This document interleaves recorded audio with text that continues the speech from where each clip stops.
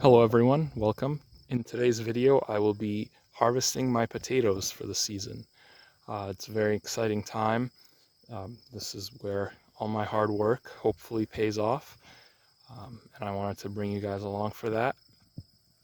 Before I start harvesting and show you my yield for the year, I wanted to talk about the growing season, how I set this bed up, the methods I used, some of the challenges I faced, just so you have full context when you see how successful or unsuccessful this harvest was. So starting out, I wanted to point out that this is a brand new garden bed for me. So the rest of the garden was in service in the past, but this part starting around here and over is all new. So it was just lawn, and sometime in February or March, I expanded this fence that you see to include this space, and I tossed down some cardboard to kill off the grass. And you could see little remnants of paper and cardboard that are still in the garden. So that's something to keep in mind when you see the harvest, is that this is a first year garden bed. Next, I wanted to talk about the seed potato. I got 12 pounds of seed potato for this bed. I got it from Gurney's, and there were 3 varieties of 4 pounds each. They were Kennebec, Red Pontiac, and Yukon Gold potatoes. So I didn't have them marked or anything here. It'll be obvious when I pull them out which ones are which, because they're all different colors. So that's what I wanted you to know, what variety I was planting. I got them from Gurney's. I'm a little unhappy with Gurney's because one of the bags, half of the potatoes in there were rotten, and I asked them for my money back, and they only gave me a store credit, which was kind of annoying, but not a big deal, I guess, and not really that rare, apparently, when you order seeds online. It happens pretty frequently. It also kind of worked out because 12 pounds was a little too many. So I also have a few potatoes growing here, and that's after I threw out half of the bag that was rotten. So really I planted like 10 pounds, and it was a little bit more than what I wanted to fit into this bed. But that's all right. I wanted to talk also about the method I used for growing. I used a sort of modified Ruth Stout method. So for those of you who don't know, the Ruth Stout method is basically using straw as a mulch. And in particular, when it comes to growing potatoes, you're using the straw to hill as opposed to using dirt to hill. So it's a sort of no-till method, no-dig method. The idea being that you just drop seed potato on the ground, throw straw on top of it, and once the plant starts growing, throw more straw on top of it, and so on. I didn't follow it that closely, so part of it was because this is a new garden bed, and I didn't think that would be feasible to just drop a seed potato on what was a lawn recently and expecting it to just kind of send down roots and grow well. Another way that I broke it was really Ruth Stout wouldn't weed her garden, and as you can see, there are weeds here, but believe it or not, I had been doing a little bit of weeding throughout the growing season. Not a lot, but I did do some. Another thing that I did was watered. I don't know if she strictly didn't water. I don't know. The dogma isn't really important, but I did water a few times. And I'll talk more about that when I get to the conditions. But in what sense I did use it is that did use the Ruth Stout method is that when potatoes grew, I didn't hill them with dirt because that would have been a lot of work. I would need to dig out dirt from the woods or somewhere else or buy it, and then it's heavy obviously, and then throw it all through this on each potato plant through this bed. That sounded like a lot of work. And I know from my past experience that that's a lot of work. So I did use the straw to cover up the potatoes as they grew. And in case you don't know why that's done, why you hill potatoes with dirt, or in my case straw, it's because potatoes send out their tubers more sideways than they do down. So as they grow, you want to give them soil or some kind of medium to grow, to send tubers out sideways. So really, the more you hill them, the more potatoes you'll get. So I did as much hilling as I could reasonably do with the time and quantity of straw that I had to work with. So the other thing I wanted to mention are my growing conditions and the major challenges that we had this year. So it was, first of all, a really dry year. That's the first challenge. You know, here in northern New England, we're pretty fortunate. We don't have some of the extreme weather that people had in other parts of the country this year, but it was really dry and it was really hot, you know, relative to what this area is used to. So that was a challenge. I watered a few times here, probably 3 or 4 times throughout the 90 or so day growing season. I probably should have watered more. I suspect we will get a lot of like weird looking potatoes. That's a sign of inconsistent watering.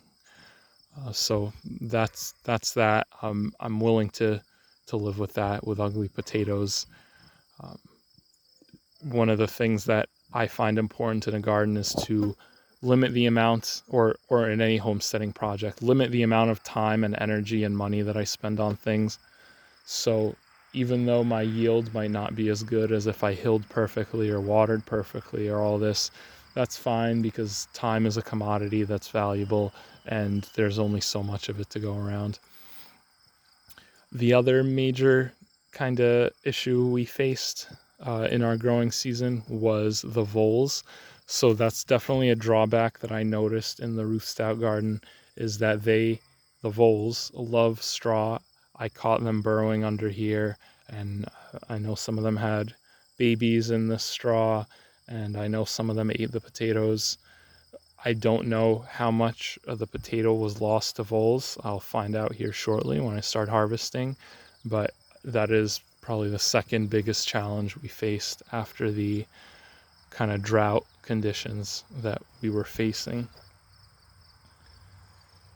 So that's pretty much all for the background. I'm gonna go in here and pull one up to show you what they look like. All right, I'm gonna harvest this plant. I'm just gonna use my hands. As you can see, it's died back. It's probably been ready for a while. Either that or it's just been dead. So bear with me as I try to hold the camera while I do this. Oh, there we see one, at least. Just pulling the straw back, trying not to disturb the soil too much. There's another one.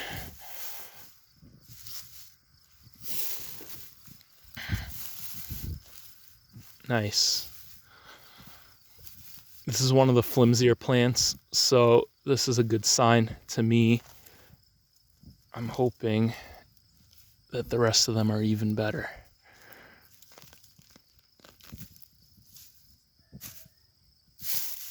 Putting these aside. No obvious vole damage that I could see.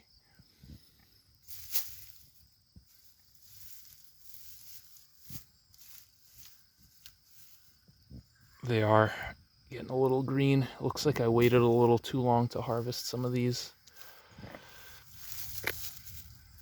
I hope they're not all like that.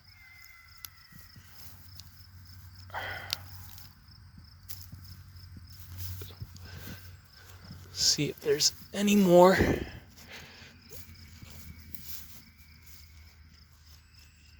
Looks like that might be it for that plant. All right, next thing I'm gonna do is harvest the rest of these, and I'll bring you back when they're all out of the ground. Okay, so I'm back, and this is almost everything I managed to pull out of the ground, save for a few rotten ones. First impressions, I would say, is that this is a little disappointing. at a glance, this looks like a lot of potatoes, but based on the size of that patch, it really isn't that many. I had it all in that box, and I don't know how much it was. I don't have a scale or anything, but you could just see this is a folding table with some carrots from my wife's garden that look pretty freaky. And this just isn't that many potatoes for how much we planted. I pulled out a lot of ones that were rotten. Not a lot, but there were definitely a few plants that pretty much had nothing to take from them. And of these, a lot of them are not going to be usable. Like this one, totally green. That's just going to get composted. There's other ones like this that got eaten by voles. So definitely not all of this is going to be edible, but we're going to go through it and see what we could save. The next step is going to be to sort them. So I'm going to sort one pile into seed potato, one pile for to be stored for the medium term. Those first two piles probably aren't going to have a lot of potatoes in them. Then I'm going to have a pile for immediate use or to be canned soon.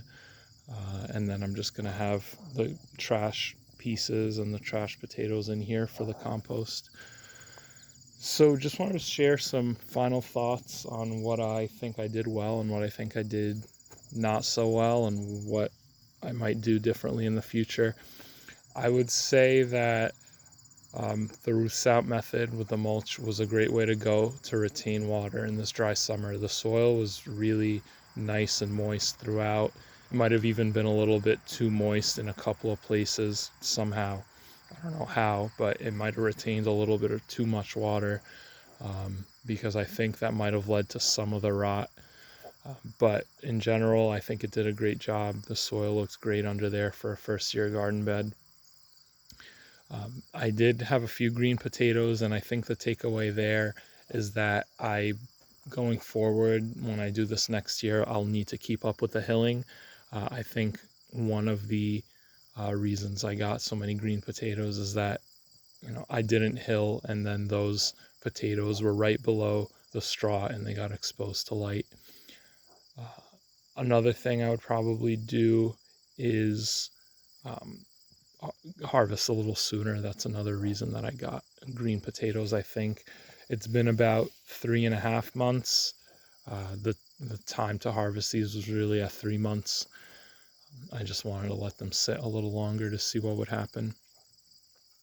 A point of optimism for me is the few potatoes that were in the part of the garden that was not new, the part of the garden that was old and was, being developed as a garden for a few years now. Those potatoes by far did the best. Like just by looking at this pile, I could tell it's like one of these.